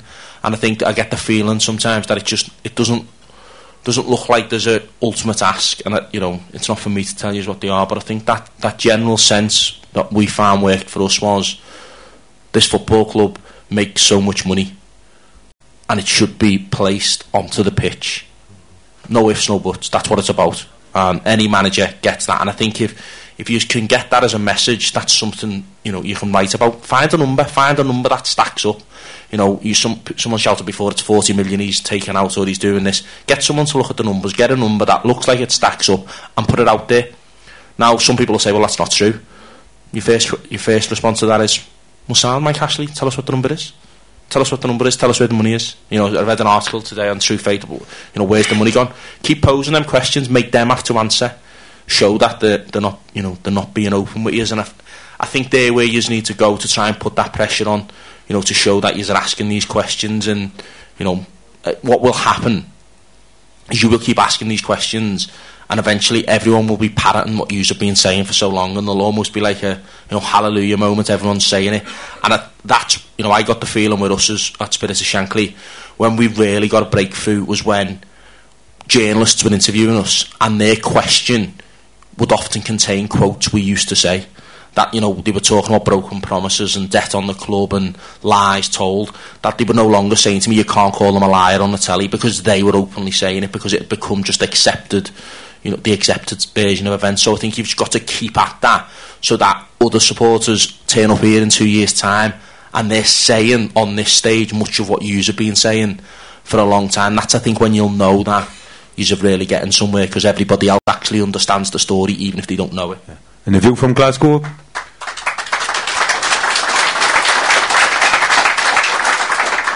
Sorry, only excuse me, I'm just sitting thinking Stevie Gerrard. That's later. Are you in the same hotel? The perception of what's going on down here. Yeah, from up there. Yeah. Oh, total sympathy. Again, I keep saying to Mick, and I was saying to my friend Jeff there earlier, if I owned a pub in the city centre in Newcastle and I was ripping a right good skin off it, and then I went up to Glasgow and got a city centre pub in Glasgow, I'd do the same, wouldn't I? Right. We're fortunate that we know what he done to our club, owning 10%. The frightening thing is, you'll find out sooner or later how bad it really is. But let me tell you, we get paid 4 pence in the pound for merchandise. We never get paid even a dividend from something that was meant to be a 50-50 owned company. One of the best ones. He set up a company called Rangers Retail Limited, sold the fans the idea, Rangers own 51%, I only own 49%, so I'm a really good guy, eh? And I'm going, no you're not. It took us 6 months, but we found out, see, he has 49% A shares. They get double the voting rights of our 51% B shares. Yeah? The man's a scumbag. He can't get it. I've met a lot. I used to work down here with Jeff for a guy called Sir Peter Vardy, quite a rich guy. He had a few quid. And because of my efforts up north now, I've probably met 3 of the richest guys in Scotland. So I've spoke to a lot of millionaires, and they all seem to have this thing that they don't mind the other guy making a penny. Sometimes they don't mind them making a pound, because they understand that that's how you build business relationships and you build your business even better. Mike actually, unfortunately, doesn't get it. He is only interested in him, and he will steal and steal and steal and steal and steal. But that can never be short term, and that's why you guys now are suddenly saying we hate you. We've been saying it for 3 years, we hate you.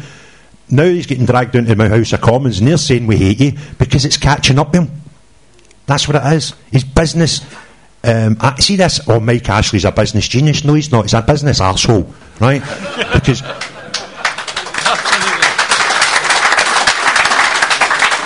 business geniuses, right, build relationships with their partners and build relationships with their customers. Yous are all his customers. I was his customer. Okay? I wouldn't pee on him if he was in fire today. Right? I would walk by House of Frasers and no dial 999 if it was in fire. Right?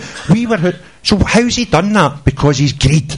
It's all about him. It's all about Sports Direct. It's the only thing he thinks of. And the question is, how do they feel up there? Real pity and sorrow, because I know what's coming. I know that once you get rid of him, that's when you can have a wee peek under the bonnet just now, Shankly, or whatever her name was. See, when somebody does give him the cheque and they open up the whole thing and give it a full MOT, that's when you'll find out. And that's when it gets a bit worse, because it might take you another 5 years to actually undo. 2 months before, the dogs in the street knew him and his gang were getting voted out of our club, right? 2 months before that, they signed over the lease of the superstore at Ibrox, signed by, I think it was Lombardi's, on behalf of Rangers, for 10 years, at £1 a year. Now, I know about that, because it was me that went and got it and put it in the Daily Record, the Mirror Group's paper up north, and they printed the big exclusive, right? So I went to the land registry and got that information and put it into a journalist. And here's another tip for you. Doesn't matter how good you are at social media, see the professionals, they'll get a bigger audience, right? See, if you've got a wee gem and he'll print it, let him print it. You don't need to be the social media superstar, right? Let the professionals do it. I gave the Daily Record more scoops than I actually put out as Sons of Struth, because they'll always get a bigger audience. Alright, don't kid yourself. But I've got news for you. I've already told you the good bit. You'll get rid of them one day, then you bad news. Yeah,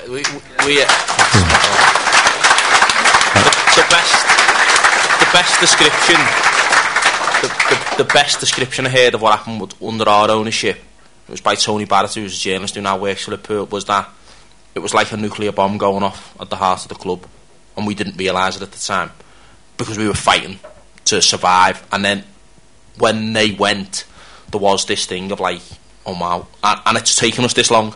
You know, Liverpool, you know, the idea we always think it's our year kind of thing. It has taken us this long It's taken a long time to undo the damage that they done, and you just have to accept that slog is coming. You know, and we met the new owners, I think 3 days after they bought the club, and they literally were doing the same thing. They were saying, we're literally picking stones up and going, oh, don't want to look at that now, we'll look at that later on, because they were just finding problems after problems. And if you can unearth some of that, that is the other bit that will get you some traction, which will make more people believe it, getting those bits of information out there, which is so vital just to the safety of your club, as well as actually forcing Mike Ashley out. Can I do one last question that's been sent in before we go to the floor, and I'll just go around the panel with this one, which is one that I think has come from the fact that people generally feel that the FA and Premier League are ineffective, and I think that's probably not an understatement to make. And it's, do the panel believe that government intervention is actually necessary before there'll be real change in the way football governs itself? Wallace? I firmly believe that, because the Premier League and the FA are completely incapable of reforming themselves. It's basically the Premier League is effectively a 20 business cartel, each of which has a vote, and those people aren't going to, they're not turkeys voting for Christmas. They're going to preserve whatever they can of the riches that they're currently accruing. And there's absolutely no way that the FA would have the clout to overturn whatever the Premier League wants to do. We're seeing that. We've seen it since football was invented in 1992. And, it feels as if... one of the things that I think we have to do is the Magpie Group, and just for clarification, the Magpie Group is a coalition of all of the supporters groups who support Newcastle. So Ashley Out is part of the Magpie Group, War Flags is part of the Magpie Group, and so on and so on. We've come to the conclusion that one of the strands of our protest has to be taking the fight to Westminster.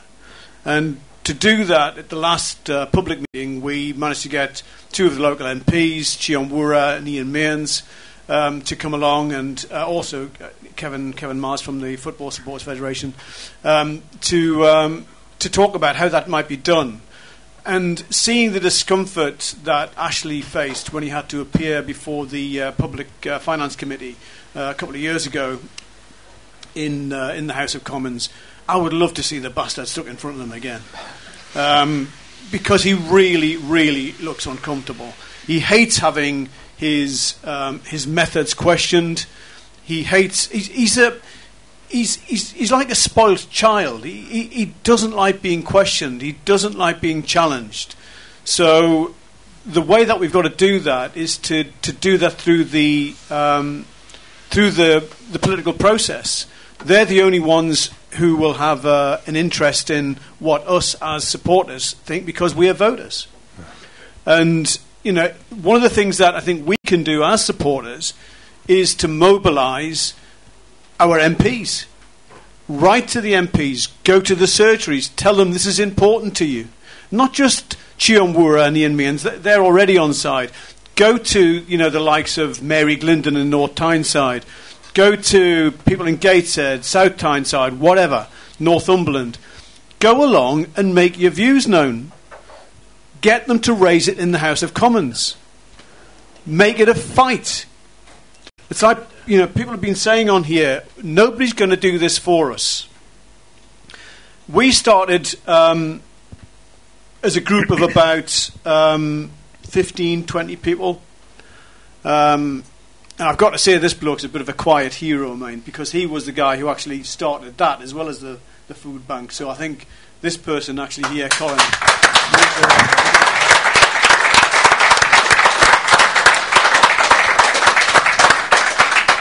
We started with about 15, 20 people, and we started to work out what we could do to try to make things better, to try to put things right.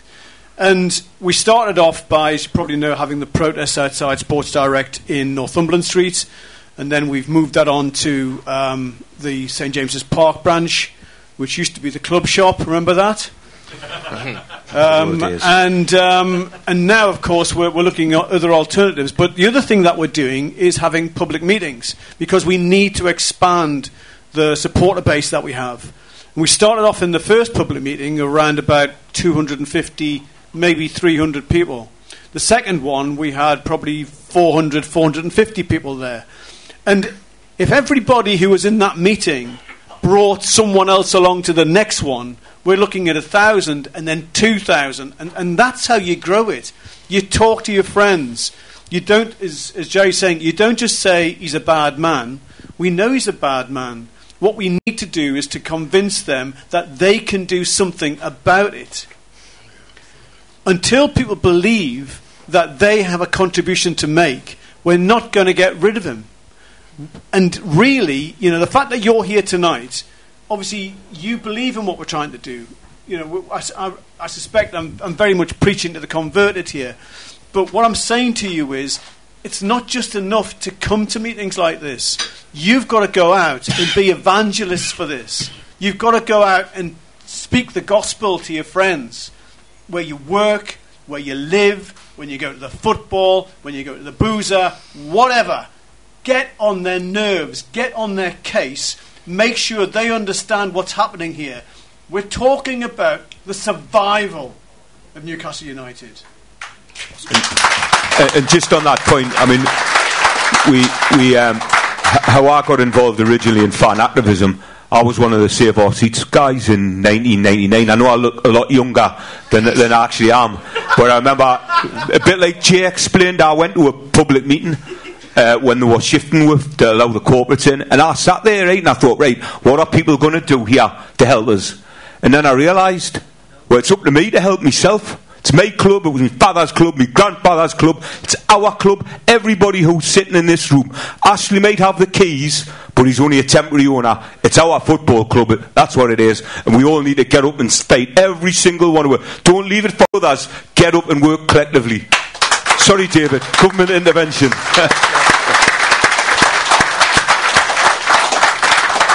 Government intervention. Government intervention is a bit like what you're saying about don't look to other people to help you. It's very, very good to get the MPs involved, and some of the MPs make good interventions, and there is a select committee now that's quite active and likes to have football inquiries, but it's one of those, for me, where you don't want to get old and grumpy, but I have been at it a long time now.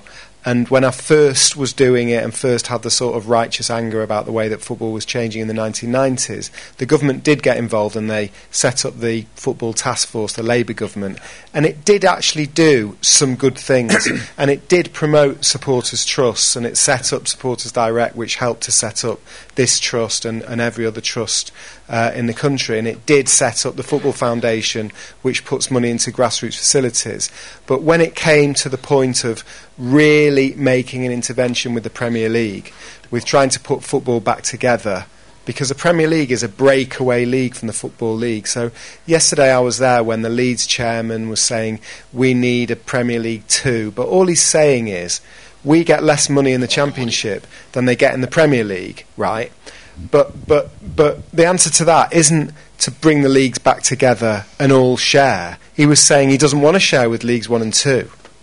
He wants to break away from them and join the Premier League, but the Premier League's not going to let that happen because they've got their breakaway. They broke away 26 years ago, so they're not going to. They didn't feel sorry for the clubs left behind then, so they're not going to say, "Oh, well, we didn't realise we were going to have more money than you. That's really bad.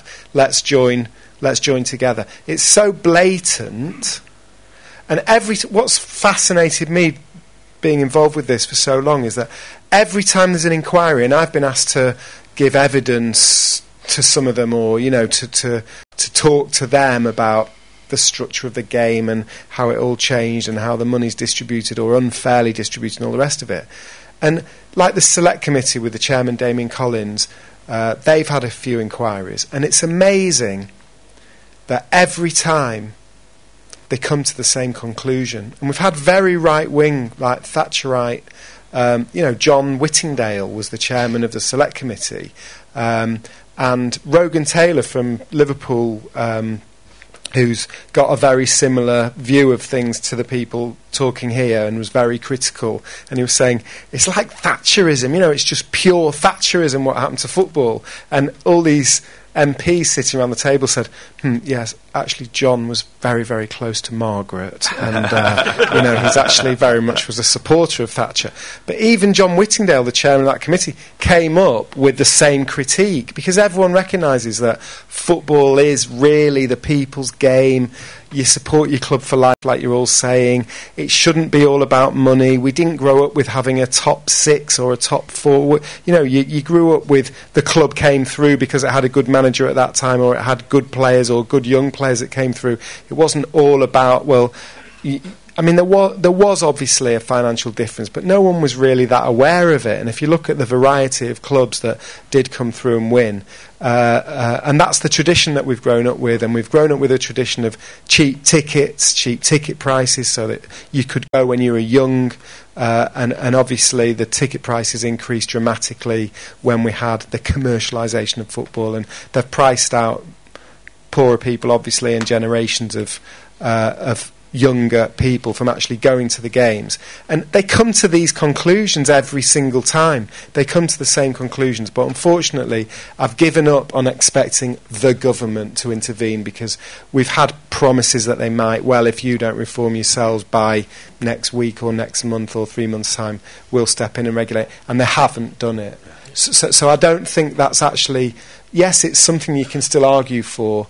I don't think it's something to expect. And I think they've managed to cook for themselves such a monumental mess generally that they've got to sort out with the country, that any other issue, including football, is going to be lower down on the list. But obviously, political campaigning, getting MPs involved, some of them are great, and it is really important, and it's a big contribution. But also,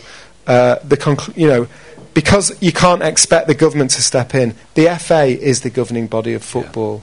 And so, I always wanted, rather than government intervention and a government regulator, it's a bit like I'm saying about Mike Ashley, I just want him to run the club better. I just wanted the FA to step up and do the job better and do the job that they're supposed to be doing. Because again, they've got a distinguished and amazing history. They did pretty much invent football, or they defined the rules of football in 1863. It's another organisation we should really be celebrating and be proud of, but we feel so often that they let us down as a regulator. So pressure on them, obviously political pressure, and just keep maintaining the argument that football generally and the clubs themselves should be a certain thing which everybody can agree what they should be, and there's no reason why they should be falling so short in so many ways. They're not going to intervene, certainly not this government. As David says, they're a bit busy with other stuff, but they've got no intention. It's not an ambition of theirs. They don't believe there's anything wrong with that, because they believe in market forces. The Premier League's not going to fix itself because it's a private gentleman's club, and whatever you think of Richard Scudamore, and I think an awful lot of him, he is just a paid administrator. He's the best paid administrator in the world. He runs the game on their behalf. As an example of where they're at, we not too dissimilar to yourselves, when you let a lie get halfway around the world before you tell them it's not true. We told them that unless they give us a meeting, we were going to have a march on the Premier League with Man United fans, and they absolutely shit themselves. Partly for the idea probably that there would have been a riot outside Gloucester Place, but we had a meeting with them, and I remember just sitting there in this moment where we were like, it's not that they don't get it, it's just that they don't care. And at the time, I remember saying to Richard Scudamore, based on their fit and proper persons test, that what he was saying to us is Nelson Mandela couldn't own a Premier League football club, but Robert Mugabe could, because it was objective. And we're like, this is fucking nuts. And here's another example how much they don't get it. At the time, we had a chairman who'd been installed by the banks, Martin Broughton, who was a Chelsea fan, who openly, astonishingly to me, said he can't attend the Liverpool-Chelsea game. He doesn't feel it'd be right because he's a Chelsea fan. I'm like, mate, you're the chairman of the club who's tasked with selling it. What do you mean that kind of tribal difference it matters? And we asked Richard Scudamore about it. I can't remember which of the Bristol clubs he supports, Rovers or City. He supports one of them. And we said, say it's Bristol Rovers. You're a Bristol Rovers fan. How would you feel if, a Bristol City supporter was chairman, and then said, "Oh, I'm not going to attend the match because of my tribal allegiances," and he just went to us, "Well, that wouldn't happen, would it?" I'm like, "It just has. I've just told you, he's just done it," and they just don't join them dots because they don't see football the way we see football, and so I think expecting them to change is, it's pissing in the wind. We're not. It's a diversion of our energy. You've got a bigger fight ahead for now. So someone's not going to come in and sweep in and save you. Not anytime soon on this.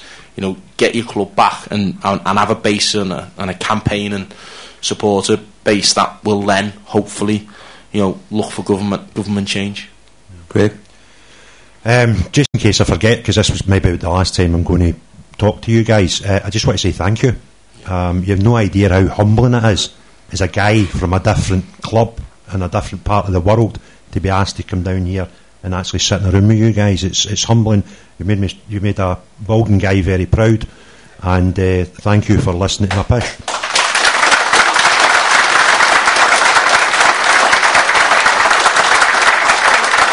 And the question about government intervention, reality check, MPs don't care, right? You'll get a few who will get involved with your campaign just because they're mags like the rest of you. See, the rest of them, you'll get lip service off them when there's local elections or general elections. As a rule, if they're in the room already, they're fine. They'll go with you. The rest of them, they'll just, there might be a vote to win. But should it be legislation? Well, yeah, there should be. I don't have a magic wand. There's more clever people in the room than me.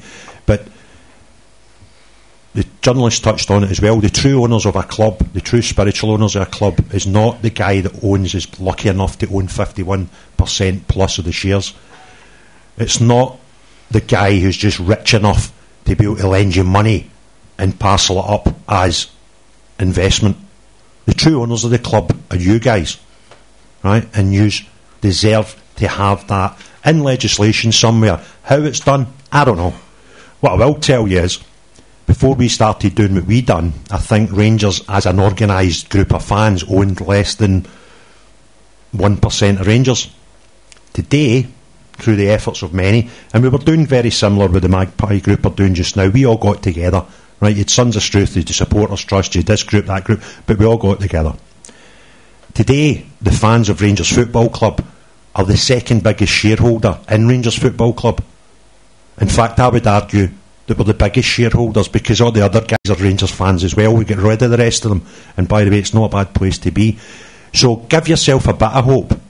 I don't know what the Newcastle Trust own just now, but it is achievable because we went from under 1%, a fraction of 1%, and no real voice, and the club having to, I had to almost kick the doors down for them to listen to us. And now we actually have got a big say in the club, and they're not far away from appointing a fan on the board. And by the way, that's not a gig for me, right? No chance. But so have a bit, have a bit of faith. Look at what we've done. I'm not saying it's Craig Houston's show. It's far from it. He'll tell you the exact same. Not one man or one person or one group or one action got us rid of our club. It was a load of small things.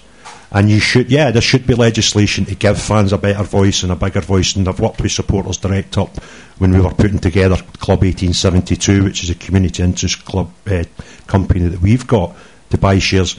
But you need to give it to somebody more intelligent than me, the microphone, to tell you how to do it. But anyway, thanks very much, guys. It's been a pleasure. Norman, political intervention, Norman. I'm just really pleased to hear particularly what Craig had to say in terms of how they managed to succeed at Rangers. And like I said earlier, I mean, the good news for us is that we have a trust. We have over 800 members. Doesn't sound much, but it's grown rapidly in the last year.